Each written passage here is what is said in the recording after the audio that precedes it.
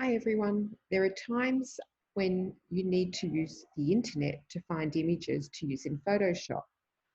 Ideally, it's best to have your own photos that you've taken yourself with your camera, but there are times when you need to use someone else's images. So, how do we go about finding the best image?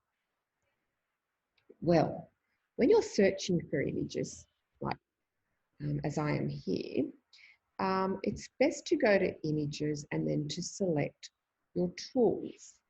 Why? Because we need to find the biggest size image possible. So we go to size and we select large. And this will ensure that there are lots of pixels in the image that we select.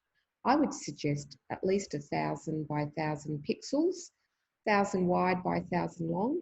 Pixels are those little square dots that make up an image. So the more you have, the smaller they are. So when you print off that image, you can't see them. So you've probably all seen pixelated images. Well, that's because there aren't many pixels in there and the pixels have had to stretch and enlarge. Let's have a look at this one here. If I hover over it, I can see it's 1,600 across. So 1,600 pixels across and 900 down. Let's select another image. This one has 1,190 across and 794 down. Let's see if we can find something really big.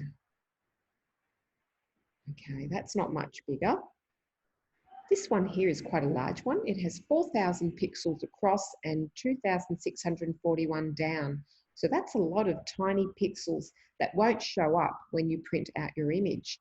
Now, the next step is really important. You must save the large image.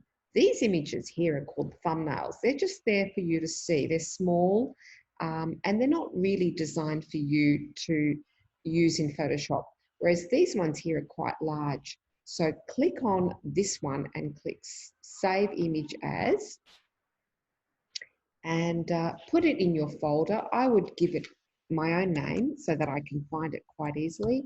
So beautiful landscape, and make sure it's a JPEG and save it in your VA folder.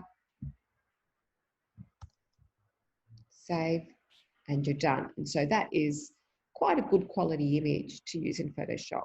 So I hope that helped. Bye now.